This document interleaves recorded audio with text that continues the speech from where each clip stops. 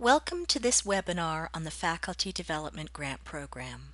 My name is Susan Erickson West, and during this webinar I will be sharing with you information about the FDG Grant Program and tips to help you to develop a strong, competitive proposal. As per the collective bargaining agreement between the KSCEA and USNH, KSC offers $40,000 annually in competitive grant awards to provide support for faculty projects. A joint committee of faculty and one administrator develops guidelines, evaluates proposals, and recommends award recipients to the provost, while the Office of Sponsored Projects and Research helps to facilitate the process. OSPR staff do not vote on the proposals. Faculty development grants are intended to support projects that involve new research or scholarship, or those projects pursuing significant new developments in a continuing research program.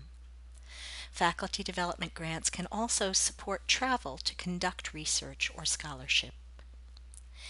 In terms of conference travel, the committee has determined that conference travel to support faculty presenting a paper or a presentation at a conference will be given a higher priority than travel to support faculty who are presenting their research at a poster session. Due to the limited resources of this fund, travel to attend a conference is not eligible. Faculty development grants are competitive. In FY11, more than $65,000 was requested in support, and not all proposals are able to be funded. It should be noted that proposals can either be fully or partially funded. You may be asking yourself, where do I go to get the most up-to-date information about FDG grants? Information can be found on the OSPR website at the following link: www.keene.edu/grants/FDG.CFM. The next question you might have is, how do I make my FDG grant proposal competitive? Here are some thoughts and tips for you to consider. Some things to keep in mind. Internal does not mean informal. Even though this is an internal grant program, you are still requesting that a sponsor, KSC, give you money to conduct a research or creative project. Your proposal should be every bit as well constructed and strong as any external grant or paper you might submit for publication. Proposal preparation tips. First and foremost, give yourself enough time. Putting together a strong grant proposal takes time to develop the project and to construct the proposal. Next, carefully read the information on the website, and make sure that you understand the guidelines and that your project meets the guideline requirements. Next, read the proposal review criteria, which can be found on the website under the Proposal Review Criteria tab.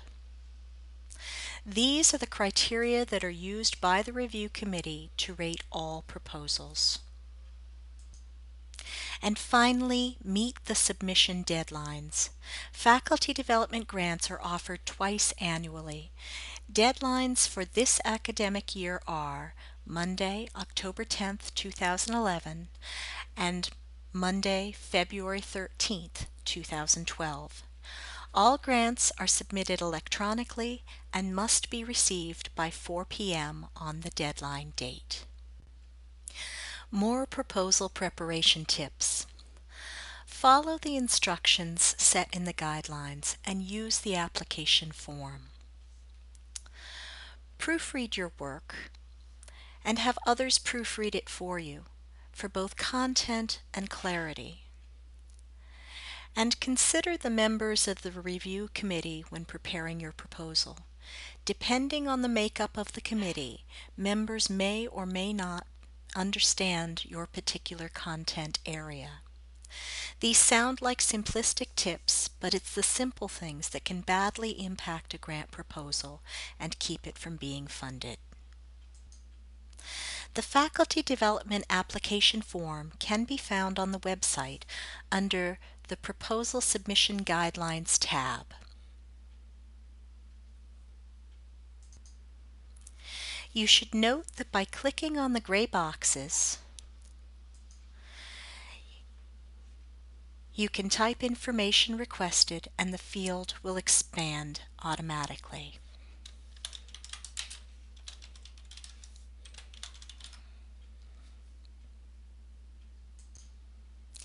Now let's go through the components of the application. Section 1 of the application is the project narrative. This section is broken up into specific topic areas that the committee wants to see information on. These include a description of the proposed project, a plan for dissemination of the project results, a project timeline, the relationship to the faculty members' professional role and development, and as appropriate, the potential for continuation and possible external funding opportunities. Section 2 is for the project budget. By double-clicking the budget form, you will bring up an Excel budget template where you can enter your expenses onto the form and it will automatically total your budget.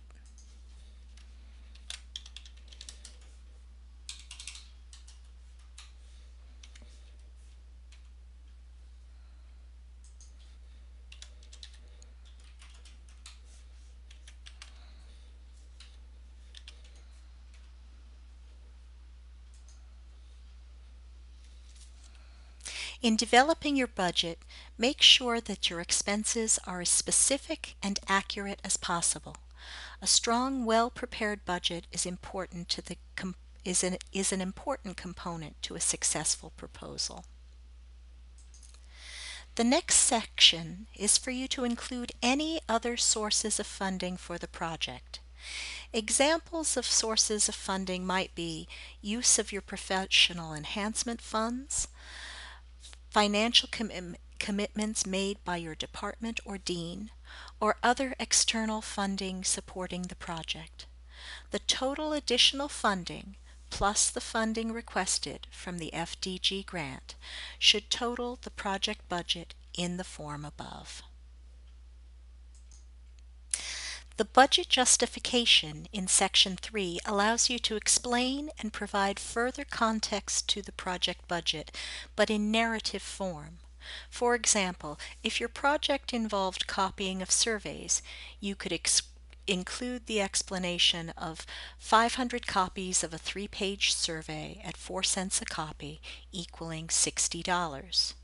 An example of a budget justification for travel might be round-trip mileage from Keene to Boston to conduct a research interview.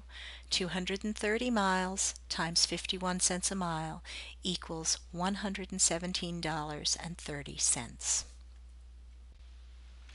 Section 4 of the application includes a number of compliance issues and questions we ask all applicants to respond to. If your project involves the use of hazardous materials, you are asked to include a statement of how you will safely work with and dispose of the hazardous materials. Projects involving the use of human subjects or vertebrate animals require additional review and approval in order to comply with federal guidelines regulating their use in research. If you answer yes to either one of these questions, please contact the Office of Sponsored Projects and Research for further information regarding submitting a request for IRB or IACUC approval. Section 5 requests supporting documentation to be included with the proposal application. A current CV of the faculty member or members involved in the project is required with each proposal. Other additional supporting documentation relevant to the project is optional but encouraged.